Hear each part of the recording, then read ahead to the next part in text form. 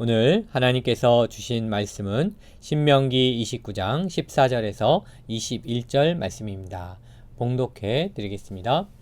내가 이 언약과 맹세를 너희에게만 세우는 것이 아니라 오늘 우리 하나님 여호와 앞에서 우리와 함께 여기 서 있는 자와 오늘 우리와 함께 여기 있지 아니한 자에게까지이니 우리가 애굽 땅에서 살았던 것과 너희가 여러 나라를 통과한 것을 너희가 알며 너희가 또 그들 중에 있는 가증한 것과 목석과 은금의 우상을 보았느니라.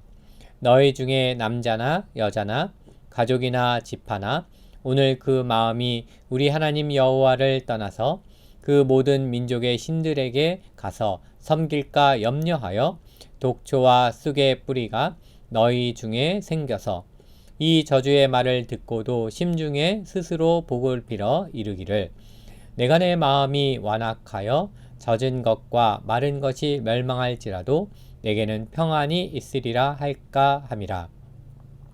여호와는 이런 자를 사하지 않으실 뿐 아니라 그 위에 여호와의 분노와 질투의 불을 부으시며 또 이 책에 기록된 모든 저주를 그에게 더하실 것이라. 여호와께서 그의 이름을 천하에서 지워버리시되 여호와께서 곧 이스라엘 모든 지파 중에서 그를 구별하시고 이 책에 이 율법책에 기록된 모든 언약의 저주대로 그에게 화를 더하시리라. 아멘. 오늘 하나님께서 주신 말씀을 언약 백성으로 살게 하소서, 언약 백성으로 살게 하소서라는 제목으로 함께 나누겠습니다. 본문의 말씀은 어제 말씀에 이어서 모압 평지 언약을 소개하고 있습니다. 여기서 모압 평지 언약이란 이스라엘 출애굽 2세들에게 과거 시내산 언약의 내용을 재해석해주고 그들이 언약의 말씀에 순종할 것을 다짐하는 것입니다. 이를 위해 먼저 신명기 29장 1절에서 9절에서 지난날 하나님께서 이스라엘에게 베푸신 은혜를 회고합니다. 하나님께서 과거에 이스라엘을 애굽에서 구원해 주신 사건, 광야 40년 동안 인도하신 사건, 그리고 아모리 족속을 정복하고 그 땅을 두 지파 반에게 분배한 사건에 대해서 회상합니다. 그런데 이처럼 모세가 지난날 하나님께서 백성에게 베푸신 은총을 회고하는 이유는 장차 가나안 땅에 들어갈 애굽 출애굽 2세들로 하여금 시내산 언약을 갱신하며 모압 평지 언약을 선포하기에 앞서 하나님의 은총을 다시 한번 돌이켜보기 위함입니다. 사실 하나님의 은혜가 없었다면 이스라엘은 아직도 노예 생활을 하며 억압과 속박을 받았을 것입니다. 그들의 삶은 온갖 고통과 서름의 나날을 보내고 있었을 것입니다. 모세는 출애굽 2세들에게 이 사실을 상기시키며 언약에 순종할 것을 강조합니다. 이어서 신명기 29장 10절에서 15절 말씀에서는 언약 갱신의 대상을 밝히고 있습니다. 하나님과 이스라엘 사이에 맺은 시내산 언약을 갱신하기 위하여 언약 갱신의 대상들이 누구인지를 밝히고 있습니다. 그 대상은 남자뿐만 아니라 여자와 젖먹이까지 모두 포함합니다. 이스라엘 각 지파의 우두머리뿐만 아니라 율법을 지키고자 맹세한 이방인과 종까지 다 포함합니다. 또한 모세 당시 생존한 사람뿐만 아니라 장차 태어날 후손들까지 모두 포함되었습니다. 이를 통해 우리 하나님은 언약의 하나님이시며 또 이 언약의 하나님이 주신 이 언약은 시간과 공간을 초월한다는 사실을 알 수 있습니다. 또한 하나님의 언약은 남녀노소, 민족과 나라, 그리고 계급 등의 제한을 받지 않는다는 점도 알 수 있습니다. 결국 하나님의 구원은 누구에게나 열려 있습니다. 하나님의 구원의 은혜는 차별이 없습니다. 예수 그리스도를 믿음으로 구원받는다라는 것은 진리의 말씀 가운데서 차별이 없음을 선포하고 있습니다. 마지막으로 신명기 29장 16절에서 29절 말씀에서 하나님과 언약을 체결한 백성들이 언약을 깨뜨리고 불순종할 때 당할 징벌을 말씀하십니다. 먼저 백성들로 하여금 강팍한 마음으로 하나님께 범죄하지 말 것을 촉구합니다. 그 후에 그럼에도 불구하고 강팍하게 행하는 자는 하나님께 저주로 징계받을 것을 경고합니다. 결국 신명기 29장은 모압 평지 언약을 소개합니다. 과거에 하나님께서 베푸신 은혜를 회고하며 언약갱신의 대상이 남녀노소, 민족과 나라, 그리고 계급, 심지어는 태어나지도 않은 후손들까지 포함하고 있음을 말씀하십니다. 그리고 언약을 깨뜨리고 불순종할 때 당할 징벌이 어떤 것인지 말씀하십니다. 이제 오늘 주신 말씀을 통해 하나님이 저와 성도님에게 들려주시는 하나님의 음성을 함께 듣기를 원합니다. 첫 번째, 언약 백성임을 알게 하소서. 첫 번째, 언약 백성임을 알게 하소서. 본문 14에서 15절 말씀은 신명기 29장 10절에서 15절 말씀의 연속선상에서 해석되어야 합니다. 그것은 바로 언약갱신의 대상이 누구인지를 알아야 한다는 것이죠. 모세는 하나님과의 언약에 대해 몇 가지를 강조하고 있습니다. 그것 가운데 하나는 언약에 참여할 사람은 이스라엘 땅에 사는 모든 사람이라는 것입니다.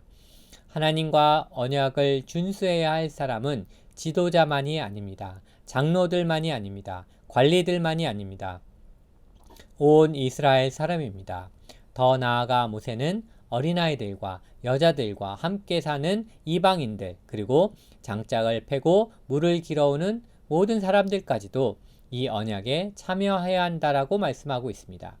그런데 여기서 장작을 패고 물을 길어오는 사람은 그들 중에 거하면서 자비를 하는 이방인들을 말하고 있죠. 아마도 이들은 여호수아를 속여서 상호보호 조약을 체결했던 기브온 사람들이었던 것 같습니다. 결국 언약갱신의 대상은 이방인들까지 포함하여 이스라엘 땅에 정착하여 사는 모든 사람들이었습니다. 결국 하나님의 언약은 일부 소수를 위한 것이 아니라 모든 사람이 누릴 수 있는 특권이자 의무입니다. 이 말씀은 언약에 대한 가장 포괄적인 대상을 언급하고 있는 구약의 본문이라고 할 수 있겠죠. 본문의 말씀을 통해서 우리는요, 내가 누구인지를 확실히 알아야 합니다. 내가 누구인지를 모르는 사람은 방황합니다. 나의 정체성을 상실한 사람은 목적지를 잃고 표류하는 배와 같습니다. 내가 어디서 와서 왜 살며 어디로 가는지 모르는 인생은 참 불안한 인생입니다. 참 불행한 인생입니다. 참 불만족스러운 인생입니다. 그런데 내가 누구인지를 아는 인생은 절망 가운데서도 흔들림이 없는 인생입니다. 나의 정체성이 하나님께 있는 사람은요, 깊은 바다 가운데서도 풍랑을 만나도 흔들림이 없는 인생입니다. 내 인생 가운데 홍해를 가르신 하나님께 내 시선을 고정시킬 수 있는 사람입니다. 우리는 하나님의 백성이요, 여호와는 우리의 하나님 되심을 아는 인생은요, 참된 평안이 있는 인생입니다. 참 행복한 인생입니다. 하나님 한 분만으로 만족하는 인생입니다. 왜냐하면 하나님의 임재가 함께하는 인생이기 때문입니다. 하나님의 영광이 임하는 인생이기 때문입니다. 하나님은요, 언약 백성을 돌보시고 인도하셨습니다. 성막을 지으라고 명령하시고 내가 거기 거하겠다라고 하셨습니다. 출애굽해서 갈 바를 알지 못하는, 그리고 우왕좌왕하는 자기 백성을 하나님은 불기둥과 구름기둥으로 인도하셨습니다. 또한 신약에서는요, 주님의 몸된 교회를 예수님의 핏값으로 사시고 하나님의 공동체를 세우셨습니다. 교회를 통해 하나님의 비밀, 예수 그리스도의 비밀을 전하게 하셨습니다. 주님이 승천하신 후에 주님은 우리 가운데 성령님을 보내주셨습니다. 우리의 몸은 하나님의 성령이 거하시는 성전이 되게 하셨습니다. 그렇습니다. 언약 갱신의 대상은요, 모압 평지에서 언약을 다시 받은 출애굽 2세들만이 아니었습니다. 하나님의 언약은 시대와 공간을 초월하여 하나님의 구속의 역사와 함께 하나님의 공동체, 교회에게 이르게 됩니다. 그렇습니다. 우리가 교회입니다. 코로나 바이러스의 재확산과 미국 대선 이후의 어수선한 정치, 경제, 사회적인 불안과 혼란 가운데서도 우리가 교회입니다. 하나님의 교회는 하나님이 책임지십니다. 하나님의 교회는 하나님이 보호하십니다. 하나님의 교회는 하나님이 인도하십니다. 여러분, 시편 130편에서요, 시편 기자는 이렇게 고백하고 있습니다. 내가 깊은 곳에서 주께 부르짖었나이다 라고 고백하고 있습니다.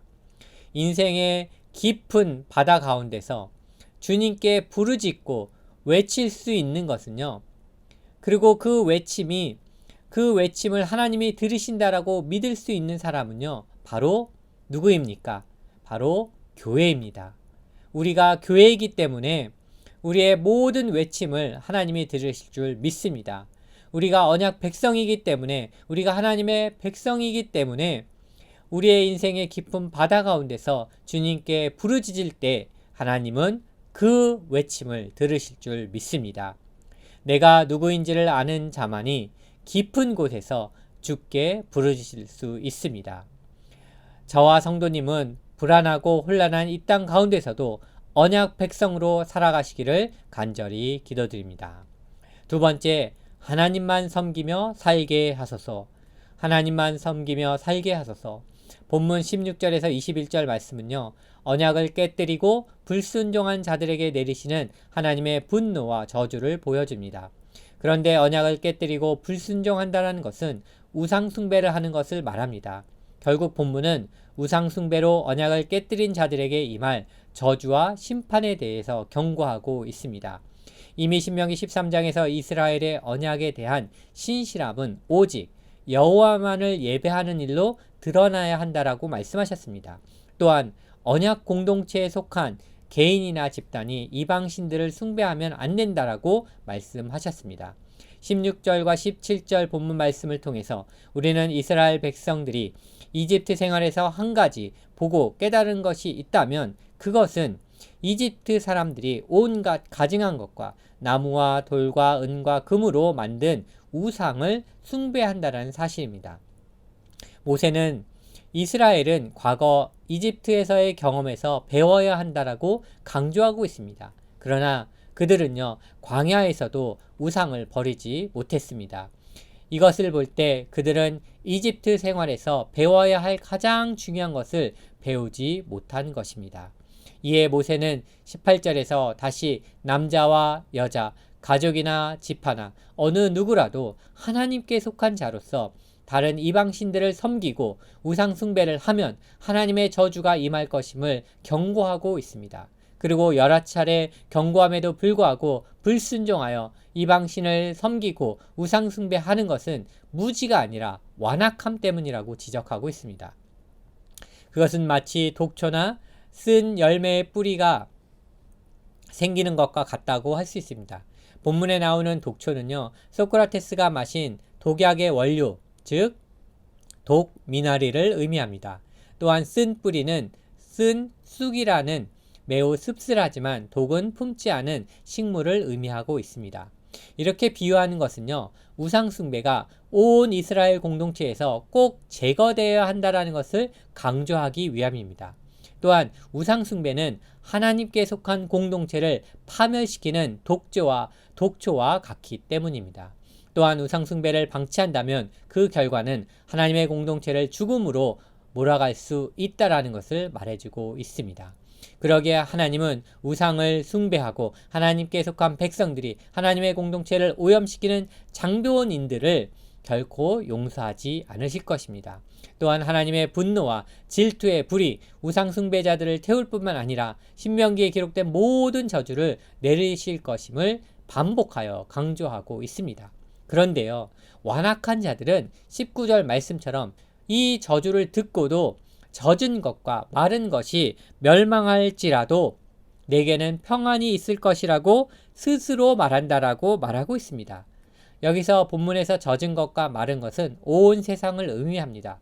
그러니까 온 세상이 망해도 나는 평안할 것이라고 스스로 속인다라는 것입니다. 그렇습니다. 이 땅의 교회가 자꾸 위축되는 것은 하나님의 말씀을 듣지 않기 때문입니다. 언약 백성으로서 하나님만 예배하고 하나님만 섬기지 않기 때문입니다. 예수 그리스도의 제자된 삶을 살아내지 못하기 때문입니다. 하나님의 말씀과 동떨어진 삶을 살기 때문입니다. 하나님께 속한 자이면서도 이 땅의 것만을 추구하며 살기 때문입니다. 하나님 앞에서 다시 질문하기 원합니다. 나는 누구를 섬기고 있습니까? 돈을 섬기고 있습니까? 명예를 섬기고 있습니까? 아니, 나의 자존심을 섬기고 있습니까? 이 시대의 우상들을 섬기면서도 스스로 속이고 있지는 않습니까? 온 세상이 망해도 나는 평안할 것이라고 스스로 속이고 있지는 않습니까? 이제 우리는 다시 말씀으로 돌아가야 합니다. 다시 복음으로 돌아가야 합니다. 우리 가운데 있는 독초를 뽑아내고 오직 하나님만을 섬기며 하나님만을 예배하는 저와 성도님 되시기를 주님의 이름으로 축원합니다. 우리 이 시간 다 함께 기도하기를 원합니다. 이 시간 말씀을 생각하며 함께 기도하겠습니다. 불안하고 혼란한 이 땅에서도 우리가 교회임을 잊지 않고 살게 하옵소서. 두 번째로 주여 우리 가운데 있는 독초를 뽑아내고 하나님만을 예배하며 하나님만을 섬기게 하옵소서. 다 함께 기도하시겠습니다.